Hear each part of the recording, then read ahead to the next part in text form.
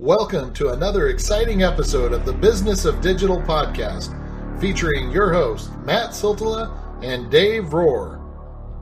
All right, looking forward to chatting with everybody about an upcoming conference I have, Dave. Sadly, you're not going to be at this one, but I am not. But actually, I think you're smart. Well, not that you don't live in a very cold place, but Duluth and Minnesota in general, I think, is buried in snow right now. We are getting snow today. Yeah, see, we're already starting to think about 100 degrees here in Arizona, so I don't even know how to process that. But anyway, I am going to be speaking at the Zenith conference in Duluth, Minnesota, and that's really what we wanted to get into, because the topic, Dave, is on creating the best content in the world. And I am going to be speaking with Kevin Gibbons of Blue Glass and the UK, and I'm going to be talking about more of the visual side of it that we could jump into, and Kevin is going to be jumping on more of the data side of it, which two super interesting topics, and I'm looking forward to it. And so I guess without further ado, let's just jump into it. So I don't know if you have any specific questions about it that you'd like me to answer, but I did, like I said, I did want to, hopefully encourage anyone that might be in the Duluth or the Minnesota area to come and check this conference out. It is one of my favorite conferences. Have you ever been to this one, Dave? I have not. I should harass Marty. Yeah, absolutely. That's what I was going to say. Huge shout out to the guys at AimClear and Marty. They are the ones that do a lot of the heavy lifting and a lot of the footwork for this conference to happen. And so, the guys at AimClear are just phenomenal in how they take care of speakers and how they go about making sure that the content and the sessions are perfect for those that are in attendance. And they try to make it super affordable. Like, the thing that I love about it is it attracts some pretty big names for as cheap as it is. I mean, if you go through and you look at some of the speakers, I mean, obviously, the bigger ones, you got Dwayne Forrester, Marty himself is speaking. You got Lisa Beyer, Christy Olson with, Microsoft Search. And then, I mean, there's just tons of, you got Will Scott with Search Influence, and then you got quite a few AimClear people that are speaking at it as well. But it's a super high quality conference that attracts a lot of amazing people. And so that's really why I wanted to jump into it. And so, I don't know, like I said, I'm going to hand it over to you. Like, let me know what are some thoughts or some questions that you had for me on it. So just thinking through what your topic is and stuff. So what case study did you leave out?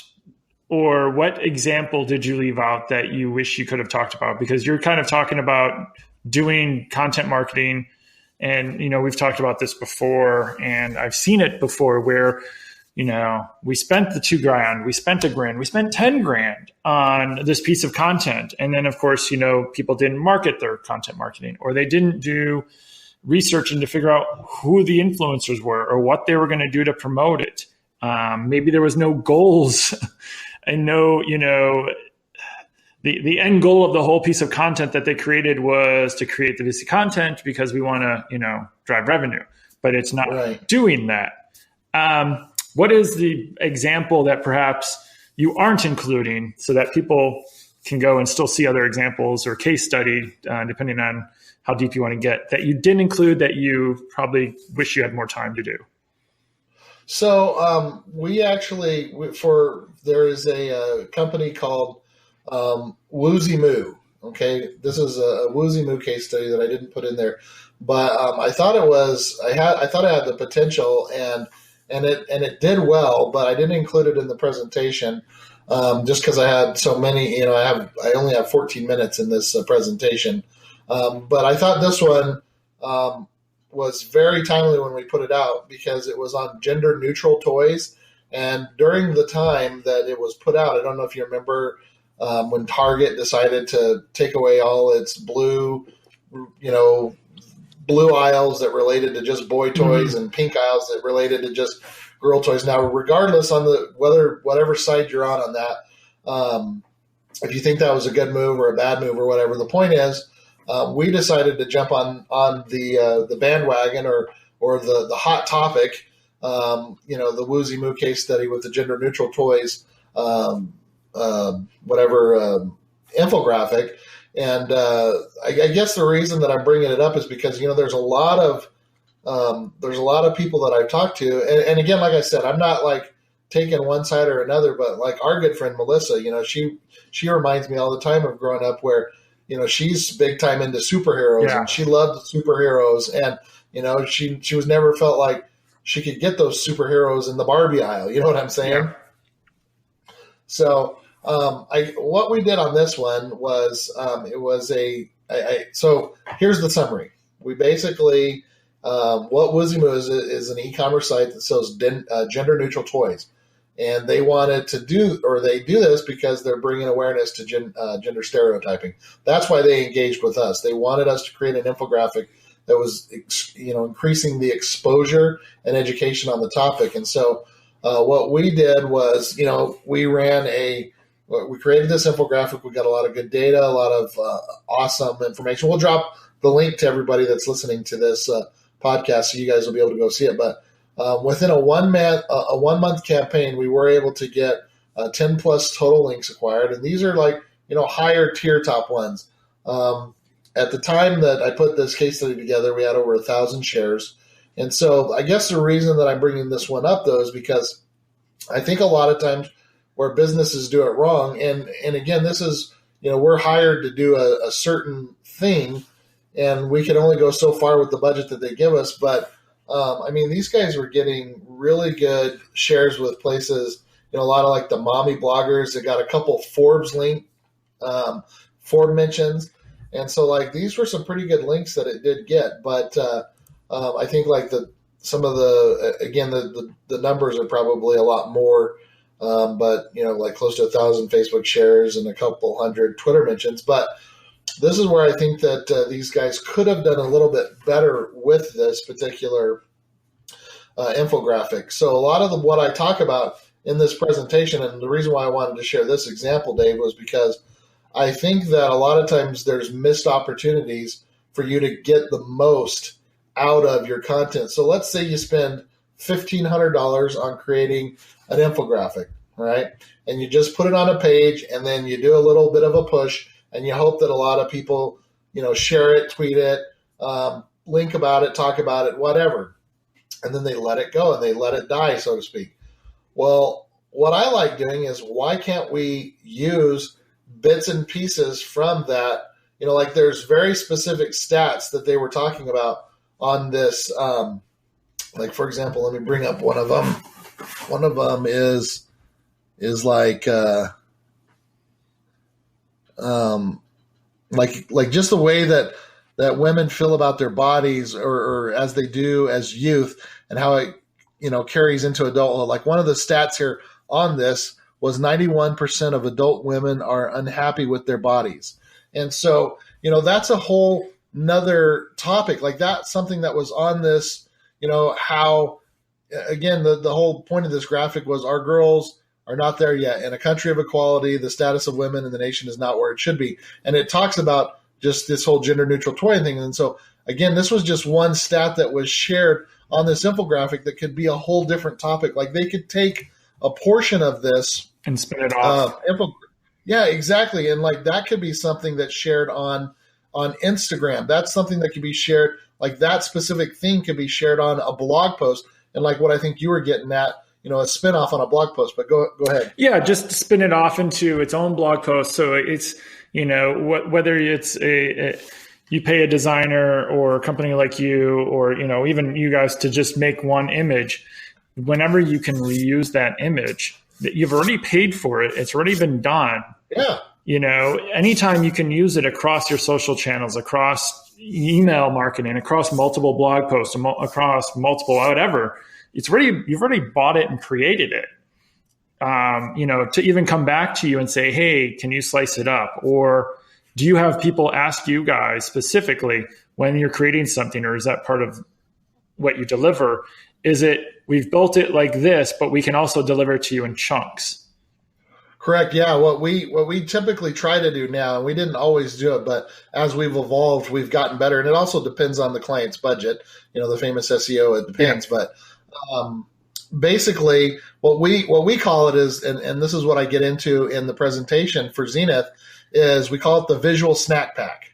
And where basically what we're creating is, we have the infographic, but within that, we'll also create a snippet of it, of like just whatever stat that we think stands out the most, or that we could think would be a good standalone image. We'll create something that's specifically in size for Twitter, specifically in size for Facebook, specific size, optimized size for Pinterest, for Instagram. We create, what we call little infograms. Yep. or whatnot. So yeah, we will deliver this whole thing as a package and say, here is your initial infographic, but also we do it for reasons like, think about how, things are going almost all mobile. I mean, there's still a lot of people that use desktops and laptops and whatnot, but a lot of this content is being consumed on tablets and on phones. And so if you're not making it easier for them to consume that kind of stuff, it's very easy, or it's a lot easier for me to consume a little part of that infographic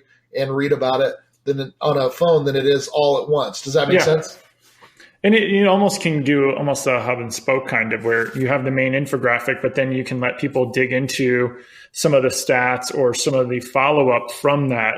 And so often, I know you see it too, and it probably pains you, when someone asks for this big piece of content and then they just put a blog post and there's one sentence, and then it's, the infographic, or it's one sentence and something that no search engine, nothing can ever use. And if you don't have Flash, or if you don't have something, there's no content there.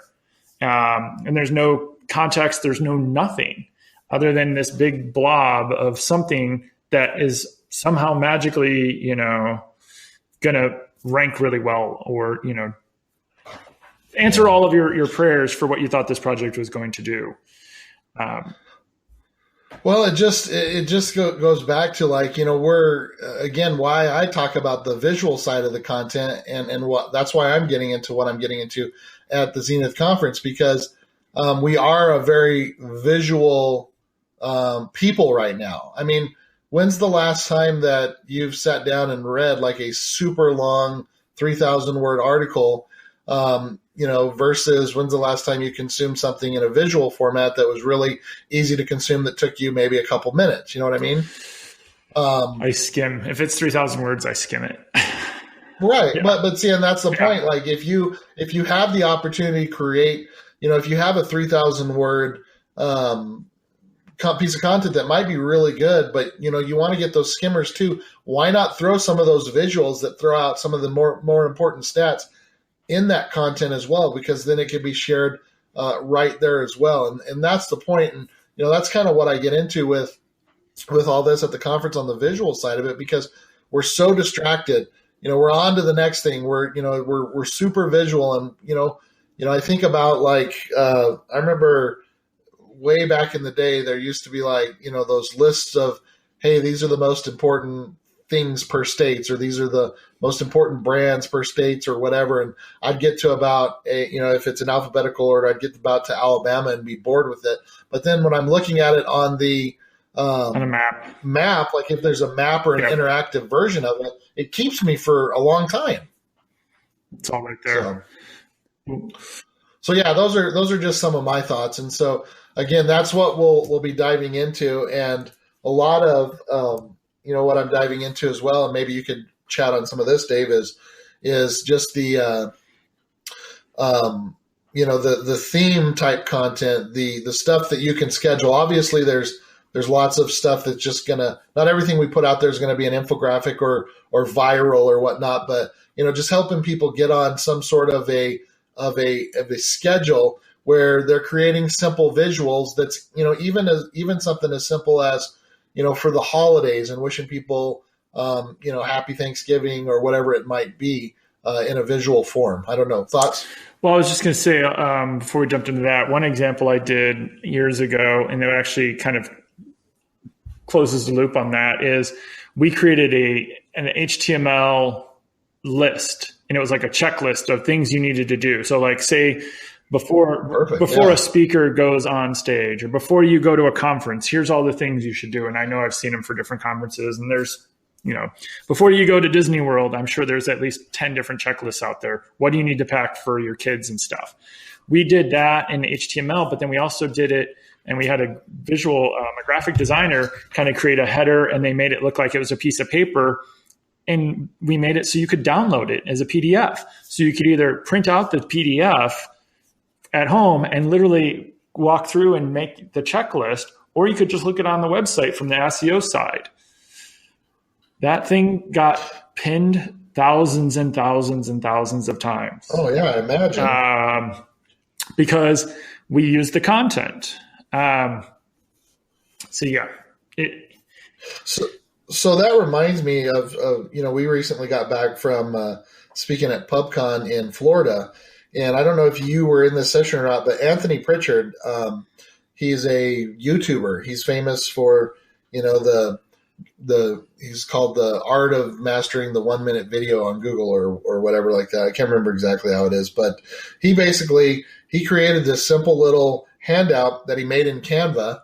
And it was a simple little handout that he put, in where every chair was, that you could take it with you. Just a little piece of paper. The proper uploading formula for getting the first page of Google with your YouTube video. And he basically tells you what to do in the title, what to do in the description, snippets, longer description, just resources, your NAP, what should be in there, map, connecting on social, hashtag strategies, meta tags, advanced settings, things like that. But again, it was just a simple piece of paper. And I can take a picture of this and I'll send it to you, Dave, and we can include it on this blog post for everyone that's listening. But again, just something like that simple. I mean, there's a lot of strategy to it, but it's a simple image. It was a simple handout. And that's the point here, just making it easy to consume, because it would have been a lot different. He would have got a lot different of a response from me if he was had like a bit.ly link that sent me to a page that was like 3 pages long. That's like, this is what you have to do. And it was all text. And anyway, it's just different. You know what I mean? We don't want that. No one wants that. No, that's boring. Well, and to your question about scheduling and stuff, if someone is to create some sort of interactive graphic or an infographic or some larger piece of content, what you can do is you can create a series based off of that follows up on each of those different, say there's 5 different sections to that. And this is the main infographic or the main page. Put Cindy Crum did like a 4-part thing on mobile. And it's like ridiculously long and ridiculously awesome and ridiculously in depth. What she could have done, now that I'm thinking about this, I'll probably tell her, but she could have done part 1 and then said, hey, to know when part 2 and 3 and 4 come out, you can either check your RSS, you can either subscribe to my blog or put your email address in and I'll send it to you, before it comes out. Yeah, and for your business, it's not a lead gen, but now you're getting permission to email them. And then it's almost creating its own little small email funnel for you. And then you're taking that one piece of content that you paid for, and then you clearly have to write content around it, but you can take what you were going to do and now you can schedule it out over the next 6 weeks or the next 2 months or the next month. I love that. And to your point, now you've scheduled out content. You now have people that, whether it's 50 people, whether it's 500 or 5,000, you're getting people that are getting that email blast. You can follow it up with them and other stuff and try to get them into your other email. Hey, this is just a small little project. This is going to run out here. If you want to keep subscribing or if you want other content we produce, be sure to subscribe to our main email.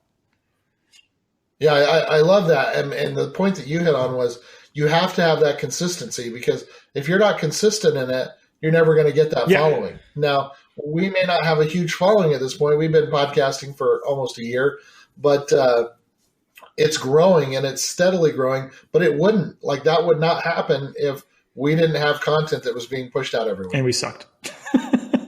Yeah, that's true. But that also takes that one-time project that, like we said, like most people just throw it up there and they pray that, they're going to get, 50 links and that it's going to, Dig's going to mention it and Reddit's going to find it, and it's going to go crazy on Twitter, and everyone's going to want to share it to their family on Facebook, and that's not going to happen.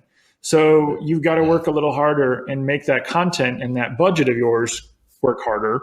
Why not kind of create some sort of mini funnel, or at least something to tease it, or work it into your other email campaigns and say, hey, we just did the infographic, we just did this project, we just launched this really in-depth article, white paper, research thing, and really tie it all in together.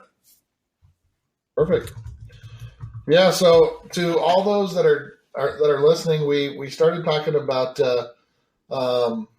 just the big content strategy ideas and content in general, because I'm going to be talking at the Zenith conference in Duluth, Minnesota, and that is going to pretty much take place on the 26th of April. So you guys will be listening to this the week of that happening. And so, again, anybody that has any questions about that conference or any other conference that Dave and I have been to, reach out and let us know what questions that you have.